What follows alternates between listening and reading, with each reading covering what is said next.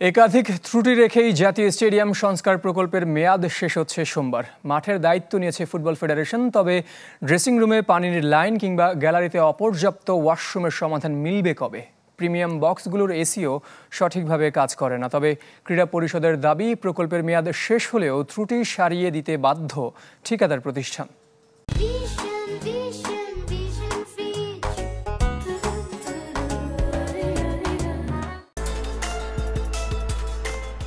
2019-20 অর্থবছর থেকে ধাপে ধাপে বরাদ্দ শুরু। 2021 সালের মাঝামাঝিতে দৃশ্যমান সংস্কার শুরু হয় জাতীয় স্টেডিয়ামে।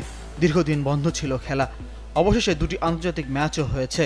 কাগজে কলমে শেষ হতে যাচ্ছে প্রায় 160 কোটি টাকার সে সংস্কার প্রকল্প। কাগজে কলমে শেষ হলে কি সব কাজ শেষ? ভুটান ও সিঙ্গাপুরের বিপক্ষে ম্যাচ কেন্দ্র করে দর্শক সংগঠকদের দৃষ্টিতে উঠে এসেছে 9টি গুরুত্বপূর্ণ সমস্যা, যেখানে বড় আক্ষেপ ব্যয়ের সাথে বাস্তবায়নের বাস্তবতা খুঁজে না পাওয়া। মাঠ ও ঘাসের সমস্যা রয়ে গেছে, এর সমাধানের দায়িত্ব অবশ্য বাহু হয়ে নিয়েছে।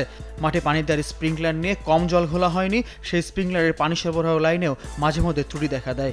দুটি ড্রেসিং রুমের মধ্যে নিচতলাটিতে পানির লাইনের সমস্যা অনেক দিনের। বাহবের অনুরোধে ম্যাচ কমিশনের ডোপিং কন্ট্রোল রুম করা হলেও রুমের লোকেশন বা বিদ্যমান সুযোগ সুবিধা নিয়ে আছে প্রশ্ন। গ্যালারির সৌন্দর্য নিয়ে দর্শক সন্তুষ্ট, কিন্তু অপর্যাপ্ত ওয়াশরুমের ট্রান্সপারেন্ট দরজা, আবার কিছু আসন থেকে ভালোভাবে খেলা দেখতে না পাবার অভিযোগ আছে। প্রিমিয়াম ক্লাসের আসন অর্থাৎ হসপিটালিটি বক্স, রেড বক্সের এসির কোয়ালিটি নিয়ে ক্ষুব্ধ দর্শকরা। আর ম্যাচ চলাকালীন মাঠে 3 পাশের পেরিমিটার বোর্ড বা ডিজিটাল বোর্ড মাঝে মধ্যে ব্ল্যাক হয়ে যাওয়া বা কালার পরিবর্তন হয়ে যাওয়া সবার নজরে পড়েছে। সমস্যাগুলো জাতীয় ক্রীড়া পরিষদের পরিকল্পনা উন্নয়ন পরিচালকের দৃষ্টি আকর্ষণ করা হলে কিছু সমস্যা ম্যাচের পরপরই সমাধানের দাবি করেছেন তিনি, দিয়েছেন বাকিগুলো সমাধানের প্রতিশ্রুতি।